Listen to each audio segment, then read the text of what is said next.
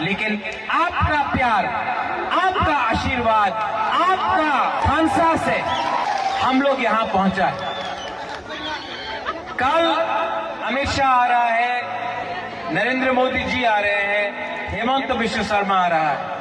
ये स्पीच के बाद मैं आपको बोल रहा हूं, होम मिनिस्टर हमको बुलाएगा और कॉन्स्टिट्यूशनल सोल्यूशन के बारे बात करने के लिए बात शुरू करेगा। मैं उनको बोलना चाहता हूं कि अगर आप हानि बुसा से उनका अधिकार के लिए बात करेगा तो हम लोग दिल खोल के बात करेंगे, लेकिन अगर आप त्रिपुरा में हानि बुसा को छोड़ के राज करना चाहता है, किसको एमएलए बनाना है, किसको मंत्री बनाना है, नहीं होगा। हमको कैबिनेट के बारे में बात नहीं करना है, कौन क्या मंत्री बनेगा वो बात नहीं होगा।